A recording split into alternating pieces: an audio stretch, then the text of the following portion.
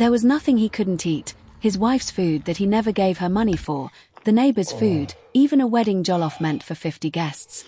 But the day he devoured a meal prepared for the ancestors, that's when his insatiable hunger became his worst nightmare. What happened next turned the greediest man in Lagos into a walking skeleton who couldn't stop eating but could never feel full. In the dusty streets of a small Lagos village, there lived a man so greedy, he once ate an entire pot of jollof rice meant for a wedding, while the bride was still getting dressed. His name was Kola, and the day he ate food meant for the ancestors. Just watch and see. Kola was not an ugly man. In fact, when Tara first met him, she thought he was quite handsome, with his broad shoulders and easy smile. But there was one problem with Kola, one terrible, unforgivable problem that made him the talk of the entire village. The man loved food more than he loved his own wife. Kola's love for food was legendary, the kind that makes your grandmother shake her head and suck her teeth in disappointment. This man would wake up at 3 a.m. and tiptoe to the kitchen like a thief in his own house, searching for leftover Eba or yesterday's beans. He would eat food meant for tomorrow's breakfast, next week's lunch, and even the small portion Tara had carefully hidden for herself. And the worst part: Kola never contributed money for food. "Tara, my darling wife," he would say, rubbing his pot belly that seemed to grow larger every month, "why do you disturb me about money? Am I not your husband? Is it not your duty to feed me?" Tara would stand there, wooden spoon in hand, her wrapper tied tightly around her waist, wondering how she had married this man. She was a petty trader who sold tomatoes and pepper at the village market, waking up before the cock crowed to arrange her goods, bargaining with customers until sunset. Every kobo she made, she used to feed this ungrateful mountain of a man. The village women would gossip about them at the market. Have you seen Kola lately?" one would whisper, her voice dripping with amusement. "That man is growing bigger, while poor Tara is becoming smaller," another would add, shaking her head. "I heard he ate an entire pot of egusi soup in one sitting. The woman cooked it in the afternoon, went to fetch water, and by the time she returned, even the pot was shining clean." They would burst into laughter, their voices carrying across the market stalls. But Tara loved her husband, despite everything. She kept hoping he would change, that one day he would wake up and contribute to the household, or at least stop eating like a man possessed by 100 hunger demons. Then came the incident with Chief Adeyemi's birthday party. Chief Adeyemi was the wealthiest man in their village, the one who wore flowing agbada made of the finest lace and drove a car that made dust clouds follow him like servants. When he announced he was throwing a birthday party, the whole village buzzed with excitement. He hired Tara to prepare 50 portions of her famous jollof rice and chicken stew. 50 portions. The payment would be enough to fix their leaking roof and maybe even buy a new wrapper for Tara. She worked for 2 days preparing the food, her kitchen filled with the aroma of tomatoes, curry, and thyme. She stored the massive coolers of jollof rice in the back room, carefully covered and guarded like treasure. "Kola," she warned her husband seriously, her finger pointing at his chest, "I am begging you in the name of God and all the angels. Do not touch this food. Not even 1 grain of rice. This is for Chief Adeyemi's party tomorrow. If anything happens to it, we are finished. Finished. Do you hear me?" Kola nodded solemnly, his hand on his chest. "My wife, do you think I am a thief? Would I steal food from my own house? God forbid." That night, Tara slept peacefully, dreaming of the money she would receive. She should have known better. At 2 a.m., Kola's stomach began to rumble. He had eaten dinner, yes, but the aroma of that jollof rice had been haunting him all evening. It called to him like a siren, like a beautiful woman singing his name. He tried to resist. He tossed and turned on the bed, but his belly was not ready to cooperate.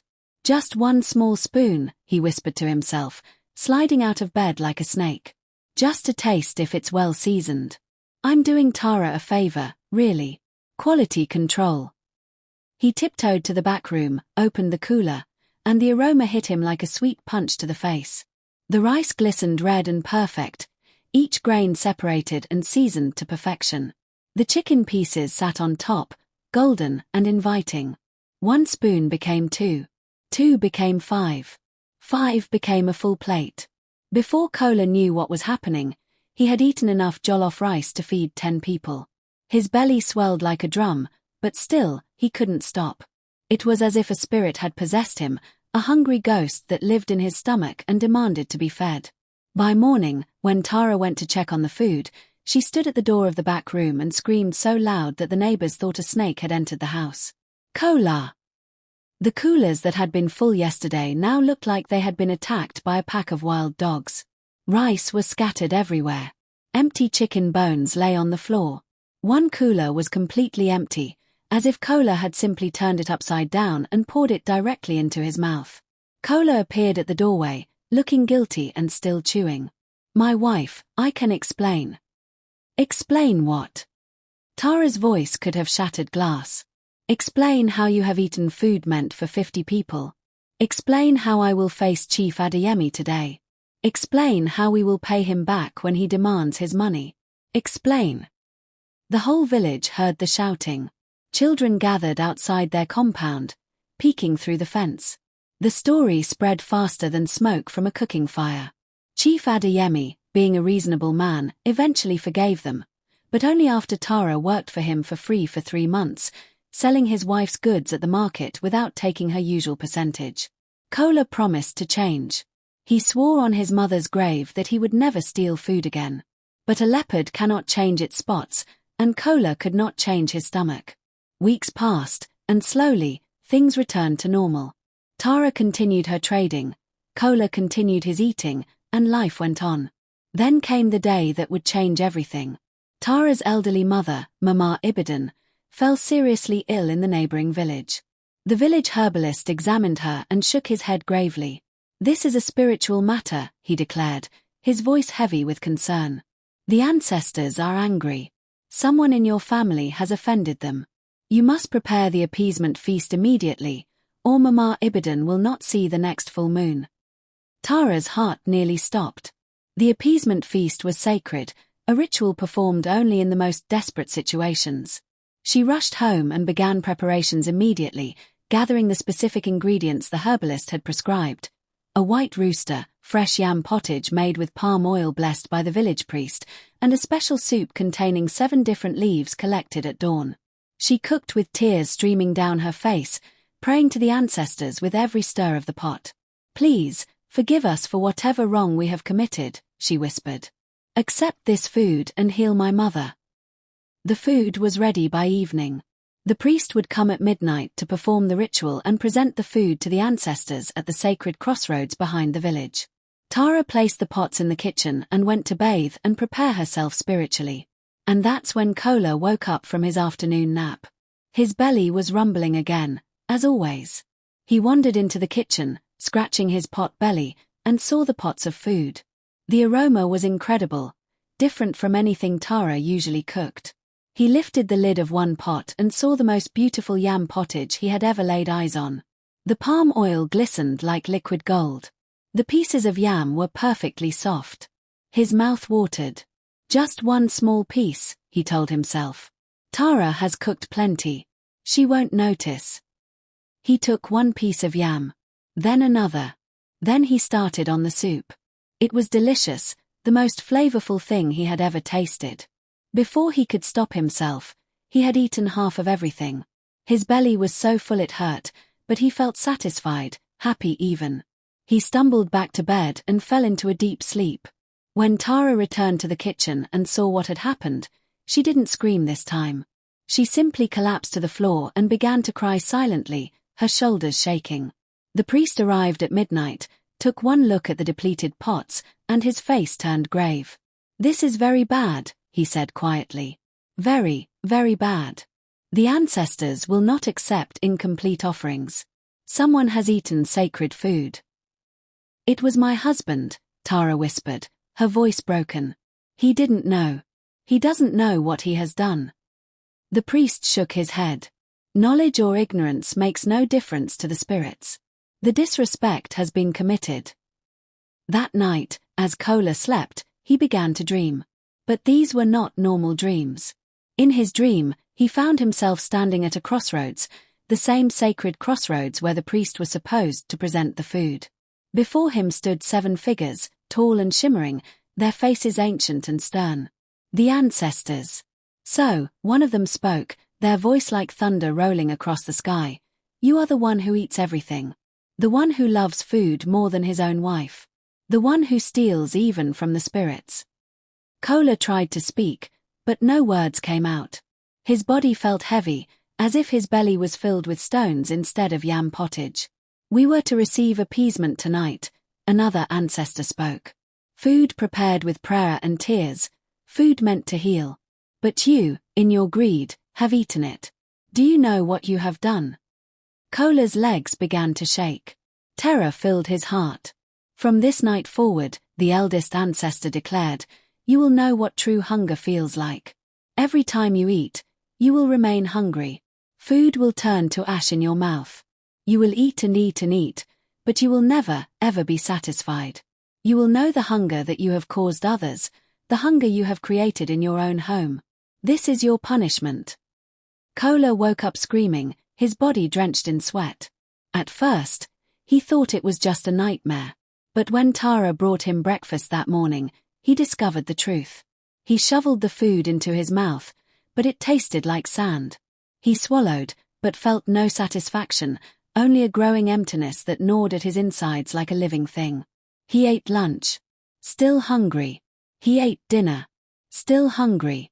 He ate everything in the house, but the hunger only grew stronger, a bottomless pit inside him that could never be filled. Days passed. Kola became desperate. He began to lose weight rapidly, his body consuming itself. The pot belly that had once been his pride began to shrink. His clothes hung loose on his frame. The village watched in amazement as the greedy man who loved food became a walking skeleton, eating constantly but wasting away. Tara, seeing her husband's suffering despite everything he had put her through, went back to the priest. Please, she begged. There must be something we can do. He is dying. The priest sighed. The ancestors are not cruel without reason. There is one way to break the curse, but it will not be easy. Kola must fast for 7 days, drinking only water. Then he must prepare a feast with his own hands.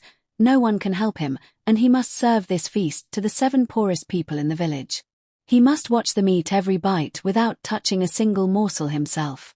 Only then, if the ancestors see true change in his heart, will they lift the curse. Kola, desperate and broken, agreed. The fasting was torture for a man cursed with eternal hunger, but he endured it. On the 8th day, weak and trembling, he cooked. For the first time in his life, Kola prepared food, jollof rice, egusi soup, pounded yam, everything he could manage with his shaking hands. He invited the poorest villagers, the ones he had always ignored, the ones who sometimes went to bed hungry because they couldn't afford food. He served them with his own hands, his stomach screaming in agony as he watched them eat.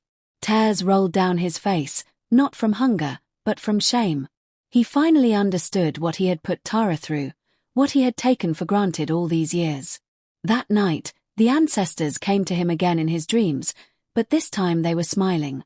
You have learned, the eldest said. The curse is lifted. When Kola woke up the next morning, the hunger was gone. But something else had changed too. He no longer saw food as something to hoard and devour. He saw it as something sacred, something to be shared and appreciated. From that day forward, Kola became a changed man. He started contributing money for food. He helped Tara in the kitchen. He even began sharing their meals with neighbors and visitors. The village watched in amazement as the greedy man transformed into one of the most generous people they knew. And Mama Ibidin. She recovered completely, because in the end, the ancestors had received their appeasement after all, not through food, but through the transformation of a greedy heart into a generous one. If you enjoyed this tale of Kola and Tara, drop a like, subscribe for more African folktales, and tell me in the comments, have you ever known someone like Kola? Someone who loved food just a little too much? Until next time, may your pots always be full and your appetites always be satisfied.